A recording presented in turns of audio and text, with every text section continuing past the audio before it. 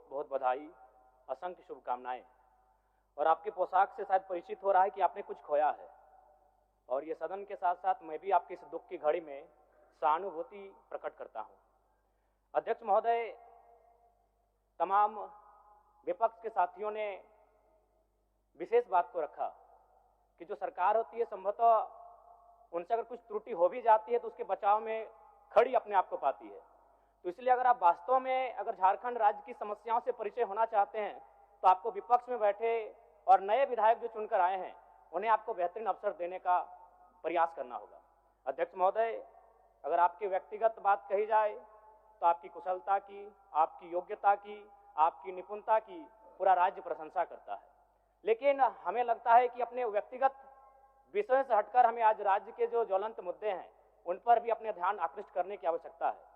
अध्यक्ष महोदय, मैं झारखंड लोकतांत्रिक क्रांतिकारी मोर्चा अपने पूरे संगठन की ओर से आपको बधाई देता हूं और आपसे विशेष मांग करता हूं, चूंकि मैं जिन परिस्थितियों से यहां से चुनकर आया हूं, कहीं ना कहीं राज्य के शोषित वंचित लोगों की एक बहुत बड़ी अपेक्षाएं हैं।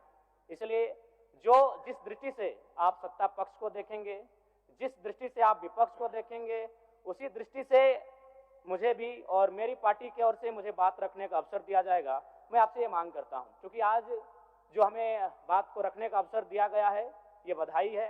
मैं आपको पुनः बधाई देने के साथ साथ बस मैं ये कहना चाहूँगा, चूँकि मैं एक छात्र के नाते इस विधानसभा में आया हूँ, छात्र की गलियों से, छात्र आंदोलन से मैं पहचान बनाकर आया हूँ, और मैं आपके माध्यम से सरकार तक ये संदेश देना चाहूँगा।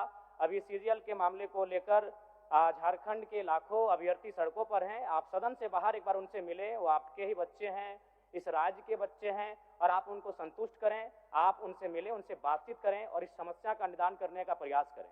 और चूंकि मैं एक विधानसभा से भी आता हूं, तो मैं आपको अपने विधानसभा के संदर्भ में ये कहना चाहूँगा, मेरा विधानसभा जो कि परासनाथ की तराइयों में आता है, वहाँ जो लोगों की समस्याएं हैं वह मूलतः शिक्षा और प्रवास को लेकर हैं।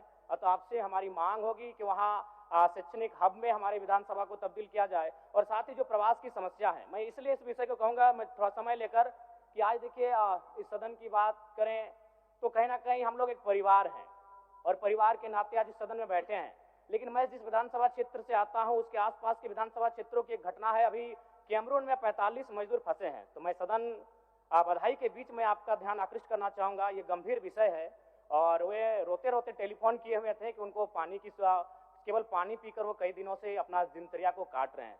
तो मैं आपसे चाहूँगा कि इस विषय को गंभीरता पूर्वक लें और उस दिशा में आगे बढ़ें, और इस राज्य का 24 वर्षों का ये राज्य, उस राज्य को हम लोग आगे कैसे लेकर जाएं, हमारी क्या भूमिका होगी, उसमें सदैव आपके साथ खड़े हैं। पुनः आपसे यही कहेंगे कि हमें समान अवसर दिया जाएगा अपनी बातों को रखने का। बड़ी उम्मीदों के साथ हम लोग यहाँ तक आए हैं।